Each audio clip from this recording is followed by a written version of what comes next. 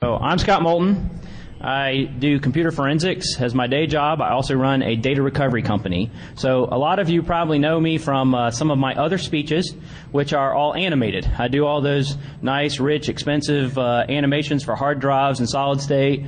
And while this speech isn't actually animated, I do have another one later this afternoon at 6 o'clock, which is all about solid state hard drives that is animated. But one of the things that some of you might not know, if you submit a speech to Black Hat, if they reject you, they send you the comments that other people who are paying people actually, make statements about your presentation. So I submitted this one to Black Hat, and the comments I got back when they rejected me, there was one guy who says, "You know what? I would really like to see an animated version of a computer forensics guy taking a PI exam." So he thought it was pretty funny, put ha ha ha. So I said something to my son about that, and he turned around and made us this. So this is going to be the extent of animation in this presentation.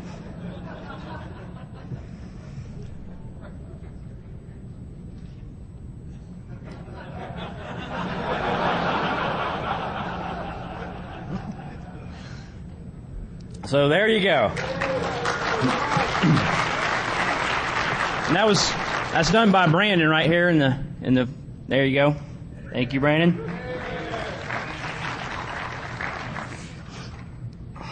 All right, so let's start off. So outside of that, this is not animated. So if you want to see the animated stuff and all the bazillion dollars of that, that's this afternoon. And then the other thing I want to make sure is I am not your lawyer. I'm not a lawyer. I'm not going to be your lawyer. You can call me for defense work or something. I'll help you out. But so you got to do all your own work to try to figure out what's legal in your states. And I'll tell you what, there's a lot of gray area. There's a lot of stories saying, oh, it's good this day, but it's not good this day. So you're just going to have to trust me on that and make sure you talk to your lawyer.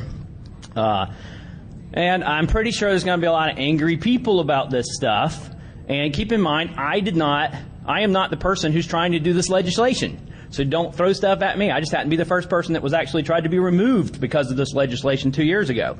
So just keep that in mind. Don't get all angry and throw stuff at me.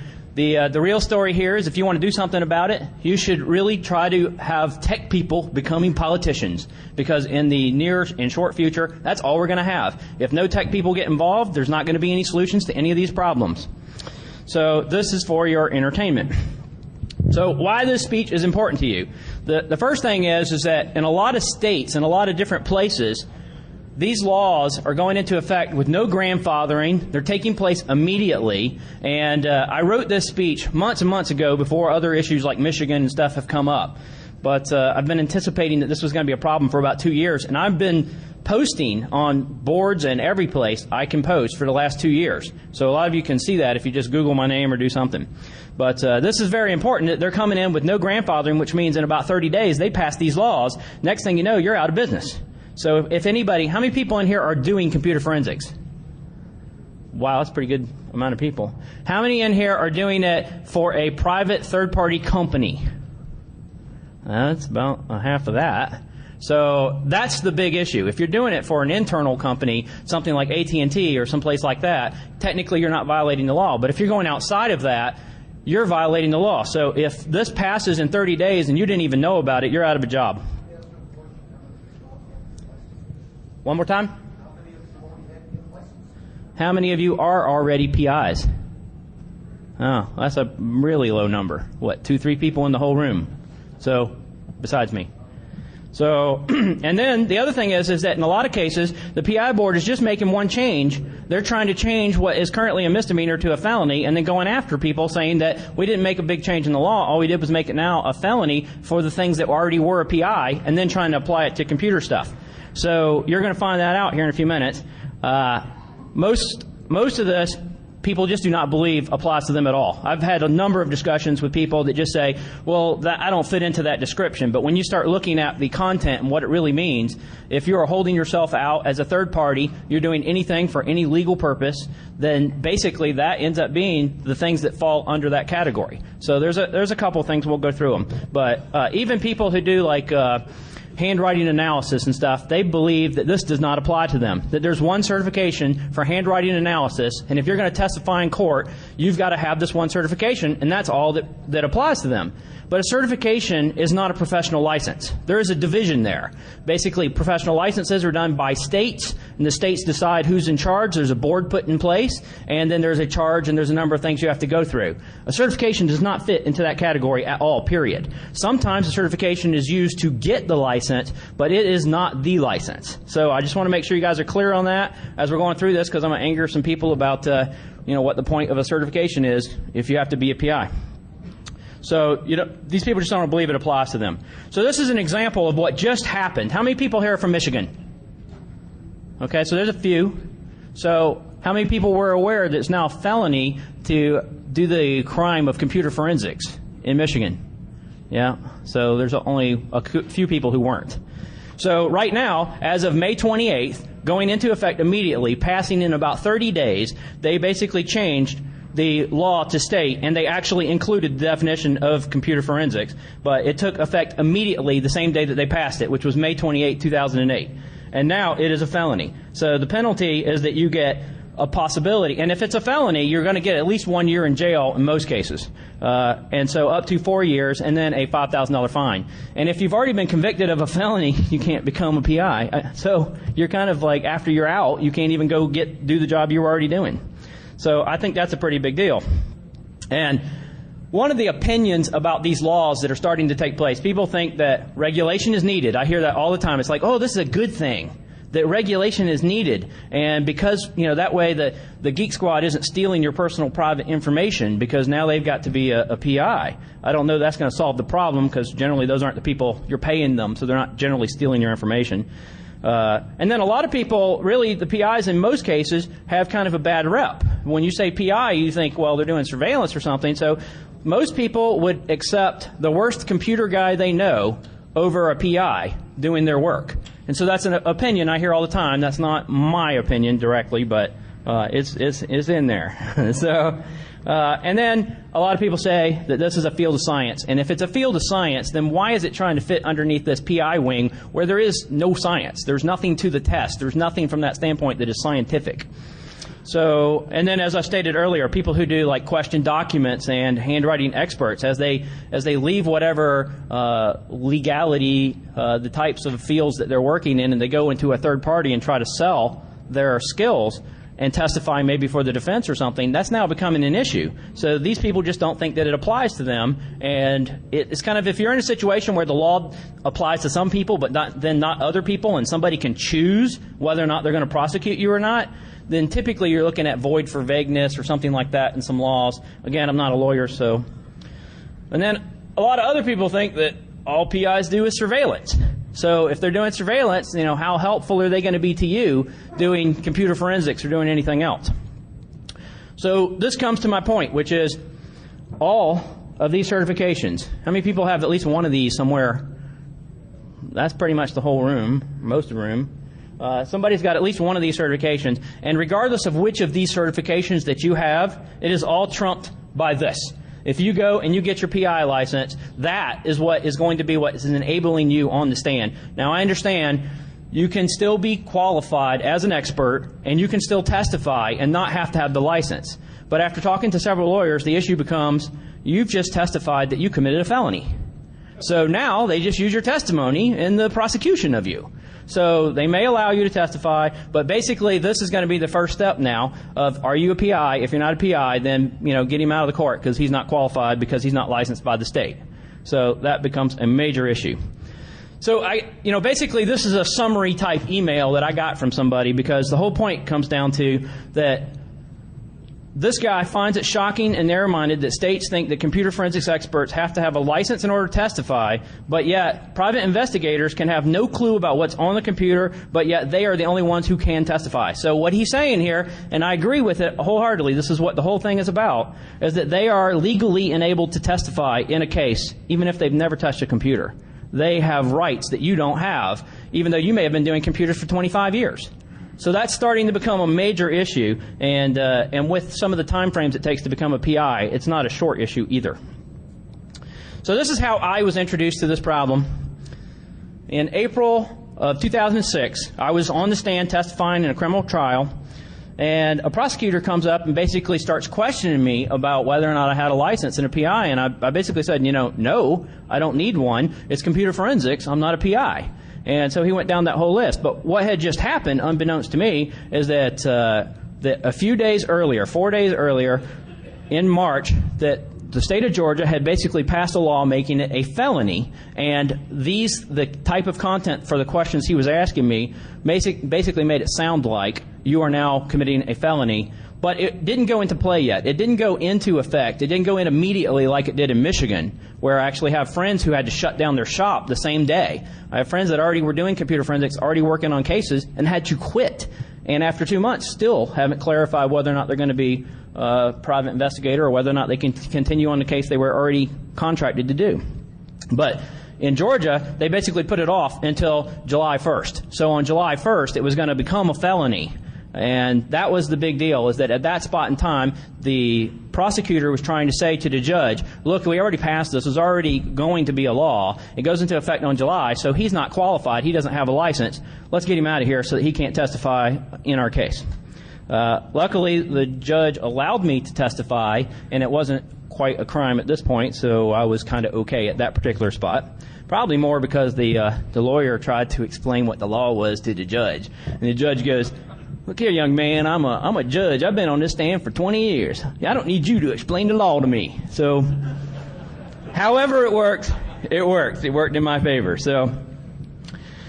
So basically, I started doing some research at this point in time. I'm trying to find out, well, I didn't even know anything about this law that he's now talking about. So as soon as I got off the stand, even though I was accepted, I better figure out what in the heck's going on here. So I started doing some research and went through the process, looked up forensics. So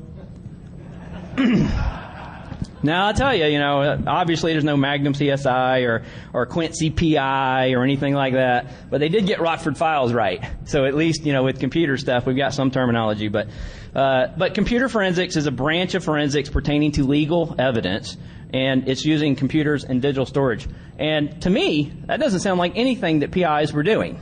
They currently, at least if you thought, oh, well, I need to look at this computer, the first thing you thought was, let's call PI? I don't think so. That wasn't the way it was going. So then I started looking at the content for what was submitted as the bill. This is the actual bill, is HB 1259.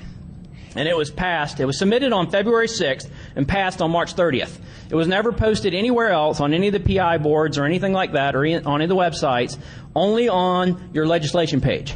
So you have to pay attention to your legislation page, and now obviously you're going to have to start paying attention to anything that's submitted by any of the senators or Republicans for a PI license or anything that affects the current PI license. And they don't have one that they just number them, so you're just not going to know right off the bat, oh, I need to always look for 1259 or something like that. You have to start reading what the laws are that are submitted and what the summary is. And if you see one that says private investigators, you've got to look that up and make sure that it doesn't affect you and that they're not making changes that are a big deal.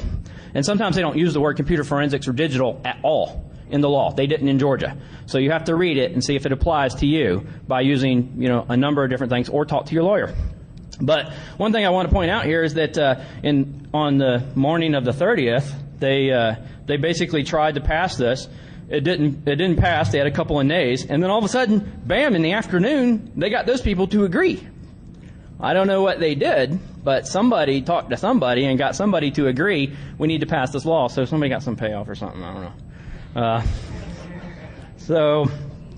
So after researching this, I was already working with a couple of criminal attorneys and stuff like that. So basically, I put this stuff in front of them, and I said, all right, if you were prosecuting somebody for this, what do you think about it? And so, of course, he'd like to take my money, so it's okay. But outside of that, he said, I wouldn't want to have to try to prevent you from going to jail for this. There's a high probability that you might go to jail once this actually goes into effect if you continue to practice, because it is a felony, and once you have a felony, you're in trouble anyway. So at least right now, it was a misdemeanor. The same law still applied. All they were doing was changing this one word to felony. And so it was a misdemeanor at that point in time, which they could, I guess, go back and try to get a $500 fine from you or something like that. But the question becomes, in either case, who wants to be first? Who wants to be the first one to go and try that out? And if you really want to know, if you refer to port scanning, how many people know what I mean by that? So In port scanning, in 2000, I was the first person arrested for port scanning. I was working for a government agency and scanned the ISP that actually supplied service to the government agency, and next thing I know, I was arrested. And so, Theodore has their new MMAP book out. How many bought Theodore's book? No. He sold out really fast, so you know, that's only 2-3 people have it. But page 14 and 15 of his book applies to me. It's all about a portion of my story going through this. So if anybody bought the book and wants me to sign, I'll do it. But what you need to do is go get Theodore's signature too, and convince him to print another 1,000 books or something. It's a great book. So anyway, whoever wants to be first, that's what you got to do. And the other thing is to defend my case for something. Who thinks port scanning is illegal? That it's illegal? Illegal? You're okay with it being illegal? No, I say it's illegal in South Carolina. Okay. It's illegal in South Carolina. And is it illegal anywhere else anybody knows of? Florida. Florida. Port scanning is illegal in Florida. Okay. What's that? You can marry sister in South Carolina, but port scanning is illegal. Okay. So, just so you know, for me to defend my case for something that I would have never in 2000 declared illegal, it cost me $100,000. So, even though I'm right, I won, it was released, and basically, you know, they declared it wasn't a crime. And if you actually look that up, you'll actually see the judge says port scanning is not illegal. And so they say it's not a crime. So, that's what it's going to cost you if you're going to be first if you get charged with a felony, because you got to go through a number of different things, and you're also going to be like trying to sue like a board, a representative of the state, and that's a big deal too. So I want to show you what the law looked like, basically. Basically, right now, private investigations is the business of obtaining, furnishing evidence, blah, blah, blah, with the relation to background, identity, habits, conduct, business, employment, occupation, assets. I mean, this is pretty much everything. I mean, who has a computer that you don't think that's going to tell something about you? Every time I look at a computer and deal with a case, I can tell a number of different things about somebody just from the way they type or what they look at. So, and if that's not one of those, I don't know what is. So basically, that's what they're declaring. Going by the last slide, Yeah. you could argue that it's also pen testing. Yes, I believe computer security applies to this a lot, but every time I talk about computer security with regards to this, I get a number of arguments. Because you have a different set that you're dealing with. So for instance, if you work for AT&T and you're doing a pen test in your own company, in a lot of cases you're completely fine and you're legal. But if you're ISS and you're doing a pen test for a third-party company and you discover these things, but the question comes down to, is it going to be used for a legal purpose?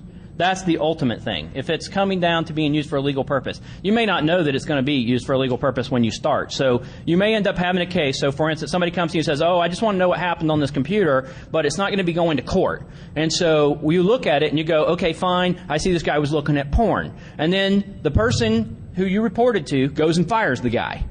Now, he may not be wanting to take it to court, but then the guy that got fired now says, oh, well, I don't like how you did this and you treated me wrong. I'm now going to sue you. Now you're going to court. So did you now commit a crime, even though they declared that maybe it wasn't going to go to court? So you got a gray area there you got to deal with, and that's a big problem too. So, because it's not well defined from that standpoint. But yeah, security applies to this a lot. And in Texas, they actually define it. So the securing of evidence in the course of the business to use before a court, board, or officer, blah, blah, blah. So this is the defining point. If you're going to use this for some reason, and of course a board or, you know, an officer or somebody could also be an especially investigating committee inside of a company. But if you suck at computer forensics, at least if you get your PI license, you can now become a bodyguard. So you, not a bounty hunter, a bodyguard. There's a different license for the bounty hunter thing. So. Yes, sir. How does Georgia law apply using computer forensics for electronic discovery? Again, some of that is a gray area, but in most cases for electronic, he asked if how does it apply to electronic discovery? In a lot of cases, it's the same thing. In other cases, the electronic discovery component is actually working inside of the law firm. And if you are an employee of the law firm and only that law firm, you are covered, you are fine. If you are a third party and you're doing discovery, you may have another problem. So yes, there is some gray area, again, where it's not easily defined, and I've seen it in other states where it has become a problem. So Basically saying, get your PI license or your unless you only work for one company. If you're only working for like AT&T, but then when you want to go third party, he's saying get your PI license or you're fucked. That's what he said.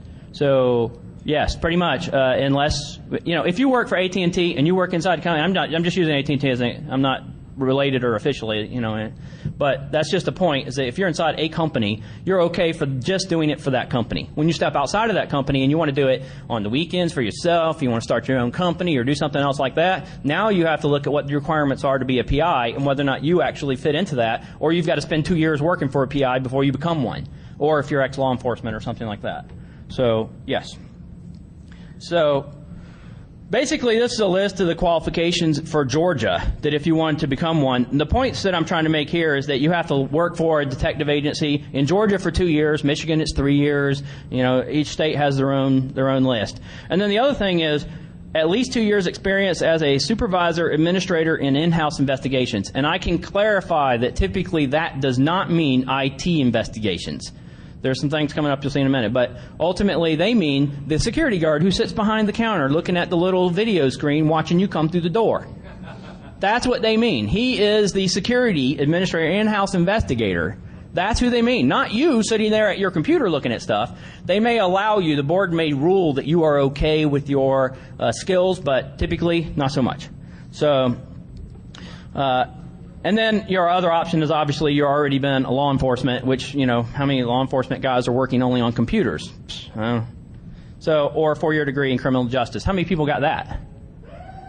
Yeah. All right. Woo. We got 2 or 3 people we can call.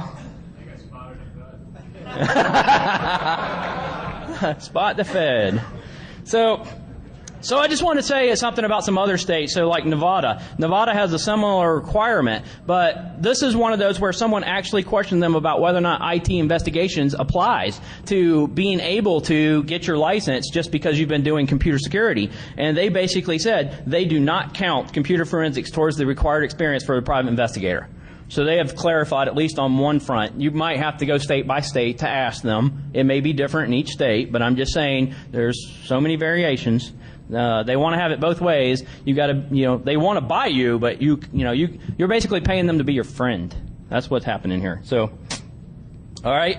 So, and then I was going to say, from a standpoint of the people that this applies to, it does not apply. There's actually specifications in the law that say it doesn't apply to these people. So, for instance, it doesn't apply to like an insurance agent or an insurance broker or someone who does some, credit card stuff like ChoicePoint or something.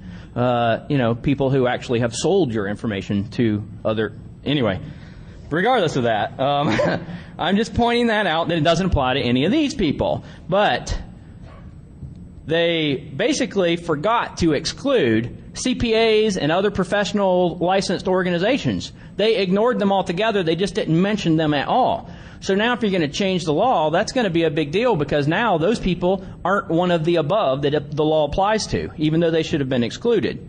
So basically, when it's sitting on the governor's desk, this is the point, is that the bill basically passed House and Senate. It's sitting on the governor's desk, and it didn't go into effect immediately, so it wasn't a law yet. So the governor has an option to veto the law before it becomes a law, which didn't happen in Michigan. It just went into effect. So bam, you're there. So of course I find this out, and it's only like 2 days later, so it's like April 6th or something like that. And I made a gagillion phone calls and emails and called everybody I knew on the planet, and then basically this is what would have happened if we were not able to get this law vetoed. So basically we're looking at the fact that we could be imprisoned for not less than 2 years, 5 years, it's a felony, and you get your fine. So, of course, I'm calling everybody I know, trying to get rid of this thing. So I see now I am not on like the list of things that the president of the Board of PIs or the president of GAPI, which is the Georgia Private Investigator Association, were sending out. So people started forwarding me these things as they were getting them. They're like, oh, now all of a sudden everybody's up in arms and they're my friends. So now they're sending me things to help me try to fight this in April 2006. So I got this. And basically it says, the governor's office, I heard from today, blah, blah, blah, that that this bill, HB 1259, has perceived unintended consequences. And if we don't hurry up and do something, basically what's going to end up happening is that we're going to have no hope of getting this bill through. So they got more than 100 emails and phone calls, and it's his guess how this got started, blah, blah, blah, as much as anybody else's. So basically, he lost. That basically got defeated. Hundreds and hundreds of people, CPAs, groups of people had called in, and the law got vetoed.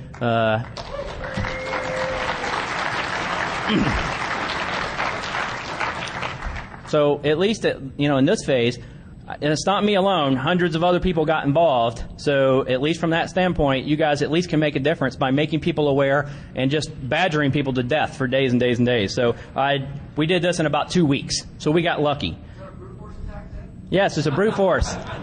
Brute force with dial-up. That's how you do it.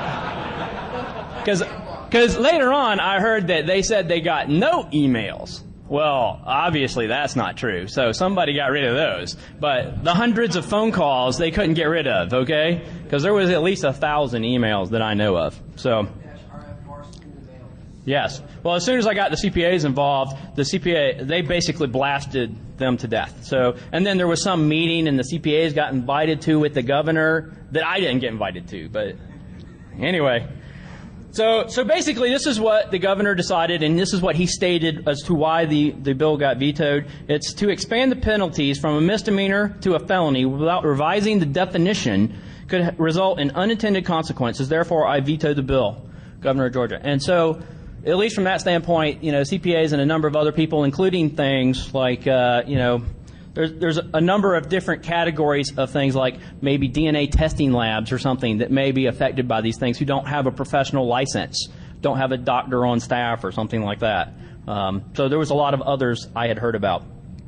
But some people just viewed this as, okay, we defeated them and we're done. We don't have to be we don't have to become a PI or something like that. So they misunderstand that all that changed was the one word from a misdemeanor to a felony. That's what changed. They're still saying, and there is an HTCIA video on the day after it was videoed where the president of GAPI or the president of the Georgia Board of Private Investigators and the senator that sponsored this bill showed up basically and had a discussion and basically told us all, they started out the conversation by saying, we didn't intend to affect any of you. None of you are going to be affected by this. And then by the end of the conversation, they kind of switched roles and said, you all have basically committed a misdemeanor, a crime, and so you're just upset because now it's going to be a felony. So you guys can all watch this video. I swear it's out there, or I'll publish it if it's not out there. I've got it. So that's basically the point, is that, again, it's, refer to port scanning. Who wants to be first? Who wants to be the first person to challenge this? They wanted to get it accepted anyway, even with these other, consequences, but they got vetoed. So at least from a standpoint of the other fields that may be affected, you got handwriting analysis, I already mentioned, medical testing labs. If they don't meet this qualification, I don't know who does. They take money, they're a third party, they use science to tell if a person has a habit. That's pretty straightforward right there. Oh, he's a druggie. Yeah, okay. So anyway, if they don't have a doctor on staff, not professionally licensed, it could be a problem. Telecom investigators. They are third party typically because they're specialized. They may move from one area to another depending on who's hiring them. You got forensic photographers. A bridge falls down, they go take a picture, and then they come back and try to use it in court. They don't have a professional license. There's no, I'm a professional forensics photographer. So at least from that standpoint, there may be some problems. And then one of the senators or something sent me this list, repo men, bondsmen, bounty hunters. They actually have a separate license for bondsmen and bounty hunters, but I don't believe it's a professional license. It's a one-day class. You get this little certification. So there may be some other thing. I don't know about repo men. That one's a little touchy, but at least from that standpoint, there are others that can be confused. And if you have this big a gray area and no one can decide, I call that a big problem. So this is what we try to do about it. Over the next year, a bunch of us who are leaders in the field, some people from large companies that you guys would know if I named them, basically we created this group that's called Digital Forensics Working Group. And we got the senator who originally submitted the bill for the PI board to say that he would work with us. That he would work with us instead of the PI board, and he would submit a law on behalf of us if we wrote one, to either create or try to do something maybe with a new board, or to submit a law that basically excluded us, or whatever we wanted to try to write. If it was feasible and logical, he would submit it. So then, the day that you had to submit these things, all of a sudden, even though we wrote a bill, we sent it to him, it was all confirmed, he says, I got it, we're good to go. He submitted the PI bill again the next day. The original one with some changes to it that now actually declared that we were digital forensics people were now involved. So basically, I'm like, what the heck happened here? How did he just all of a sudden stab us in the back, turn around? You waited a year and delayed us by a year. So I sent this to one of the House GOPs who was kind of a friend of mine who's actually talked to me several times about this issue. He says, I spoke to Aubrey Milanes, a lobbyist for the private detectives, tonight and told him I was interested in this issue and suggested that we have a meeting of all parties to talk about this bill, basically, and he agreed. And this is the first time I had seen this guy's name. So I'm like, I'm curious about this Aubrey Milanes guy, because is he related to John Milanes, the president of the Private Investigation Board? Bam! They are brothers. So I guess not. I'm learning a lot about the political system as we go. Because let's face it, as computer guys, most of us, what's that? That's a felony. So, as a computer guy, most of us just go, I don't really care what they pass as far as the law. We work the system. We figure out a way around it. We do what we got to do. Well, now this is a prime example of us not being able to. There you go. It is on the DVD or CD that you got from DEF CON as well. So it's on there. I've published this. So, and on many boards. Yes, there you go. So, but, this bothered me quite a bit. And, is it illegal? Probably not. I mean, he's a lawyer, and he was hired by the Private Investigators Board, but here he is trying to pass laws and get senators and stuff to agree with him to benefit his brother directly. So, and help his businesses. That seems a little, a conflict of interest to me, but I don't know.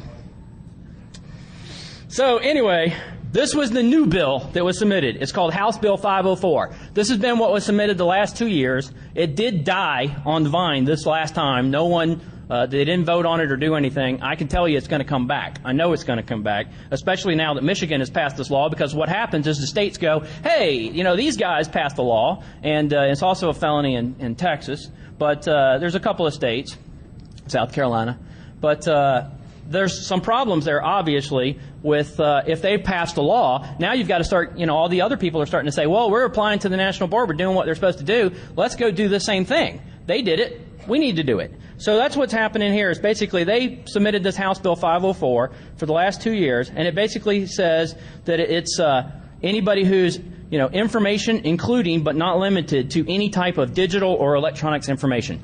So at this point in time now, they're not even just saying computer forensics. Now they're saying anything. So that does include pen testing and other stuff like that. Or, who knows, maybe, Check 21 or something like that, because now it's all digital. I mean, there's a number of things now where things are going to be applied because they're digital. So we may start having some problems there. Yeah, I mean, it could be anything that's used for a legal purpose, obviously. There's a lot more to this, so you need to look up House Bill 504 and read it. And it didn't pass, so they're going to modify it and then resubmit it again. But at least from this standpoint, yes, it could be anything that has to do with digital or electronic information that's for the other three categories, going to be used in a court or blah, blah, blah. So on and so on. So, and this time, they did specifically exclude professional practices. So anybody else who has a license in some other field that is a professional license by the board, they basically nullified that issue. They eliminated corporations and things like that. So basically now, they've limited it to the scope of just third parties. So now it's the companies who are reselling their skills to someone else. Those are the only ones now that are in trouble, according to the new definitions. So this is, I pulled this from, and the website is over here in the corner, investigation.com. This is a really good site. They have a whole map up of letters. This guy, Mark Kessler, basically has sent a letter to all the states asking them whether or not computer forensics people have to be private investigators. And this is just one clip from the one from Georgia. And so even though technically, like I said, they've only changed the word from, or tried to change it from misdemeanor to felony, they're stating right here clearly that the board does require computer forensics firms to be and technicians to be licensed to perform their duties to the public, blah, blah, blah. So this is like your written information for that. And there's other states up there on that list. If you go to that, they have like a map and a whole bunch of letters. And you can go read what they say. Keep in mind, some of them may be outdated now because they may have changed since the letter was submitted to them or written back to them, because it takes the state like a year to write a letter. So So let's talk about some of the various states, some of the other states I know of things that are going on. So South Carolina says it requires a license and will hunt you down. I've actually heard something along the lines of the AG has basically said, if we ship evidence out of here and it goes someplace else and you investigate it, even if it's in your own state, that we're going to hunt you down. So that's not a quote, so you guys have to hunt that down on your own if you want to find out what that is. So I'm not saying that it's 100% accurate from that standpoint. That's just one that I have heard through the grapevine. So you can follow up with that. Then you've got a couple other things like Alabama, Alaska, Missouri. They don't have a state PI licensing board, but they have cities that have the requirement. So now, if you're going to get a license, you have to pay attention to what city you're in. Maybe in one city you don't have to have one, in another city you do. So, and if there's two cities that require them, you got to get two different licenses. That could be a big problem, especially in something as diverse as something like Alaska. I mean, how many different cities are going to go to work in to, where's your work going to come from as a third party?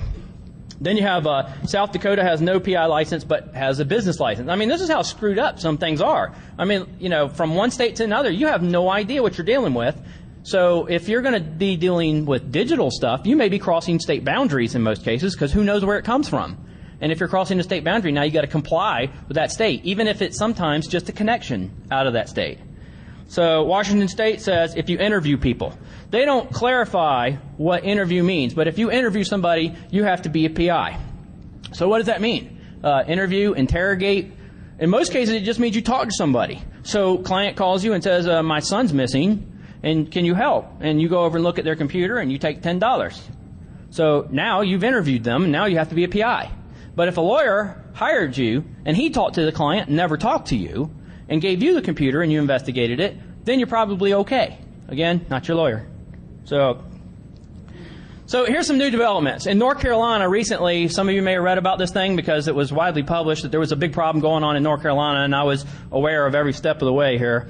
And they had this meeting that basically there was this whole thing that somebody says, okay, we all sat down and we all talked to everybody, and the state now has agreed that we all need a separate license, that computer forensics is different. And to me, I'm looking at this going, something doesn't make sense here. Who did they sit down with? It turns out they sat down with the PI board. The PI board is the same people that they sat down with to say, oh, now we need a separate license. And the PI board supposedly agreed. So what does that mean? The PI board can only affect their own license, so therefore they may create another category inside their own license. You still have to be a PI.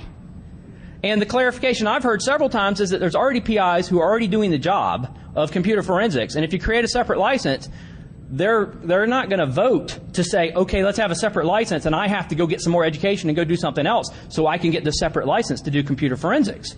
So I've already heard through the grapevine a number of times that the current PIs are not going to vote on having to change their own license in order for the current people to have to be. In other words, they're paying for you. You have to pay to be their friend. They're not paying to try to be your friend, okay? It's in a fraternity or anything. So at least from that standpoint, you've got some issues. The other thing is that if it's the PI board, again, that they've submitted this thing to, it sounds exactly like what happened to us in Georgia. In Georgia, we got to work with a representative, but the representatives were working with the PI board. So we kind of got stabbed in the back. So that's probably what's going to happen here. I hope it doesn't. I hope they're able to actually create their own, but they only got the agreement of the PI board, not some state legislator or not some other group of representatives that I know of. So that's going to be a big problem. So then you got Delaware, where it's confusing, because I actually pulled this from the law. Basically, an investigator or agency shall not include any person employed as a computer forensic specialist. So they're saying a PI does not include a person who is physically a computer forensics person. But then we got this letter from Mr. Kessler again that says Delaware actually states you have to have a license. So who's right? I mean, Delaware sends one, and the state says another thing in their law. So another gray area somebody's going to have to fight on, and it's completely confusing. So Andy Rosen, how many people know who Andy Rosen is? Okay, so basically he created SMART, and he basically he has ASR data. He's one of the brightest, and I consider him to be like the grandfather of computer forensics. And he's one of the brightest guys I know. And he basically had to go and get a PI license. And this is what his statement was: is that the license had nothing to do with ethics, computers, chain of custody, evidence, anything he's involved in. It had to do with guard dogs and administrative regulations. That's what his test was on. So this is starting to get a little bit absurd, especially since this is all this guy does, is computer forensics, write software, forensic software.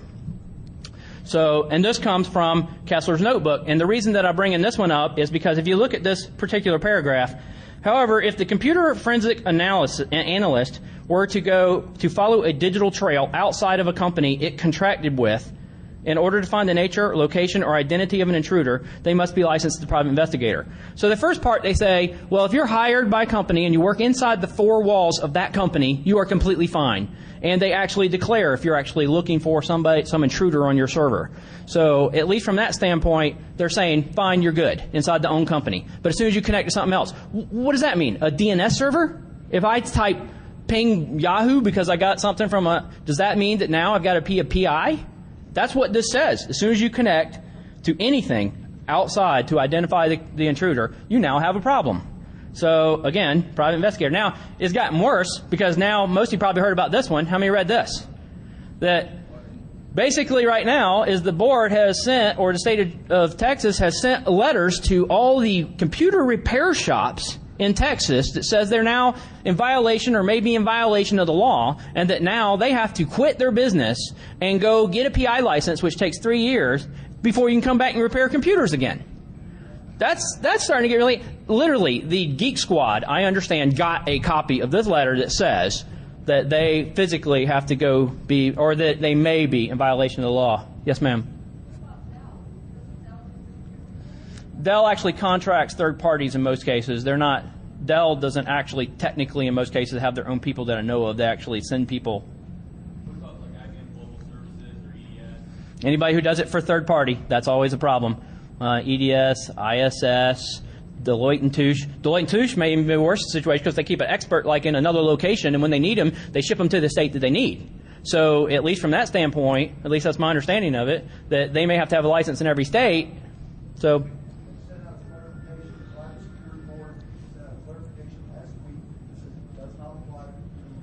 Okay. He says that they sent out a clarification letter last week, which I must have missed, that says that they are not requiring computer repair shops. That's probably because all the computer repair shops got together and started a lawsuit against the Board of Private Investigators. So, you know, right. But you still start getting in some of these gray areas where somebody's going to have an argument. In Michigan, they did not leave any gray area there whatsoever from that standpoint. They basically say computer forensics is this. And so computer forensics is now listed in their law. And it gets worse. You cannot hold a license for your company. So how many people are under 25 years old? Okay, some of you. I started my first company when I was 23. So you cannot hold the license for your company as a PI, even if you meet all the other qualifications, unless you're 25 years old.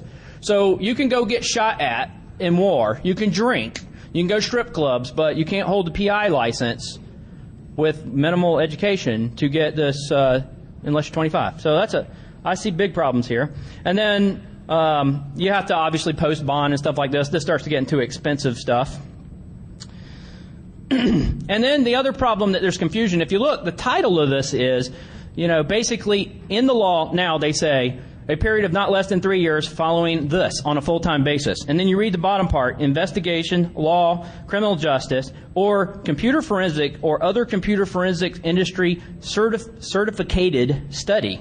That's a real word. It's actually a real word. Certificated study. It's not a Bush and a Gam thing here. I'm the decider. Anyway, so the computer forensic certificated study. But the problem is now not only who has a certificated study that's 3 years. I mean, anybody have a computer forensics that's 3 years? I don't think so. And then the other problem is that is acceptable to the department. That's an opinion. I mean, like some guy sitting at the top this week goes, he's good. I like him. And next week it's like, oh no, he's a competitor because I am a PI and I'm in business too because I'm on the board, and he's a competitor. I don't want him. So they kick you to the curb. And again, this is also the same thing with ethics boards and stuff like that. If they think you've done something wrong, they get to also revoke your license. So some issues there. And then I got this. This is a friend of mine who actually owns a company there who had to shut down his company on May 28th. And he keeps asking, and has still up till now been asking Michigan what you need in the certificated study to be a PI. And they keep saying, we really aren't sure yet. We don't know. We haven't decided what will qualify. So basically, they made a law, passed it, and they have no clue what they're going to do about who's going to be accepted. Who's the professional licenses? Okay. All right. So California basically, they basically stated that the category of things, this is from the AG, so it's basically coming down the line and saying that you do not have to be a PI to be a computer forensics guy unless you interview people again. So once you interview people, bam, you got a problem. All right. So I pretty much decided at this point that I got to become a private investigator, so I'm going to go take the test. So I sent off some information to go find out what I need to study to become a PI. So this is from the vice president of the GAPI, the Georgia Association of Private Investigators. You're correct. There is no official study guide or study material available for the private detective exam.